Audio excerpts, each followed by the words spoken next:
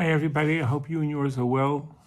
This week we begin the second of the 5 books of the Torah, Chumash Shemot, the book of Exodus, and the name of the portion is Parshat Shemot, the portion of Shemot. I hope you and yours are well, and we hope the hostage deal goes through and everybody is home safe and sound and our enemies are defeated. In this week's Torah portion, the Torah tells us that Vayigdal Hayeled, the youth became bigger, referring to Moshe. And in the following verse, it says, Vayigdal Moshe, that Moshe became big. And obviously, there's a question there that the Rashi commentary says, why does it say Vayigdal and he became big twice? So Rashi's answer is, one, he became physically big. He became an adult. And the second answer is that he was raised in stature. Pharaoh gave him responsibilities now, and now he moved up in stature. But the question that we have to ask is, what does it mean to be big? So obviously, the simple example is for a boy, 13-year-old boy becomes bar mitzvah, responsible for all of the commandments. A 12-year-old girl becomes bas mitzvah, and she becomes responsible for all of the commandments. But there's a deeper understanding. That's a technical, physical criteria. But there's another thing, because the verse tells us that when Moshe became big, it says, Vayetze el Echav, he went out to his brothers, Vayar b'sevloisam, and he saw their burdens. So this interpretation of what becomes big is very dramatic.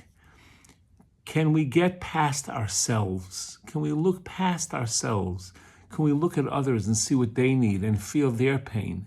That's a sign of really being an adult. It's not your age only. It's not a position you have. It's not likes on Instagram. It's, can you feel and see other people's pain? And what do you do about it? That's really what big is. So that could be another interpretation. Vayigdal Hayeled, the child became big, he physically became big. And Vayigdal Moshe became big because he was able to go out and see the suffering of his fellow Jewish brothers and sisters.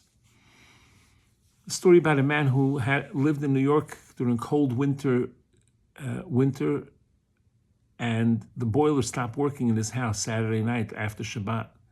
And he tried getting plumbers and no one could come, and he called somebody who did lots of acts of loving kindness, and he connected him and said, I have somebody for you. And he called the fellow, says he's an expert in boilers, he'll come by. And the man drove by and came by. He was still wearing his full Shabbos finery. He looked very nice in the Shabbos clothing. And the man said, I think you probably need this piece. You can do it yourself. He says, okay, I'll try. He says, no, I'm not going to leave. I'm going to wait to see if you get it. And he tried the piece. It didn't work. The man came into the house, who, again, they didn't know each other till then. He took off his nice Shabbos outer garments, and he got down and he played around until he finally fixed it. And when he fixed it, I said, okay, now it's working. The house warmed up again. And, the man was very happy. He said, let me pay you. This is, your business. He says, look, that is my business. Had you called my work line, I would have charged you, and it would have been expensive because it's after hours. But here, I came here just as a chesed, as an act of loving kindness. My friend called me and said, you need help? I came to help. No charge. Big, very big. And I'd like to share a story. Some of you may know that my other hat is I teach 5-year-old boys. And the story happened a few years ago that really still inspires me. I had a boy who had a birthday, and he brought what's called a goodie bag. A goodie bag is filled with, all different type of snacks, popcorn, potato chips, etc., etc. And unfortunately, there were 25 boys in the class, and he only brought 24 bags. And what do we do? And I posed the question to the boys in the class, what do we do? We're short one bag. And one of the boys had great answers. Some of the boys said everyone should chip in from their bag so that the 25th boy should have some, which is a beautiful answer.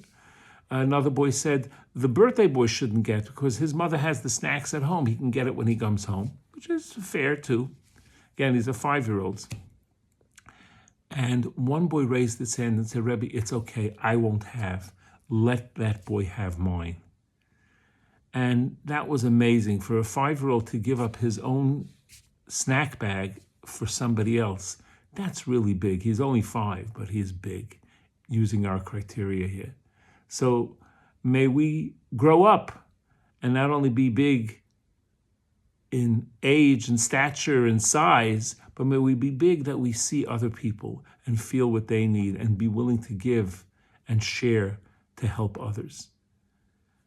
May the Almighty bless us with a wonderful Shabbos and bless the entire Jewish people with it, and may we become very big to be able to love each other and care for each other and do what each other and do what each other's needs, fill each other's needs. All the best.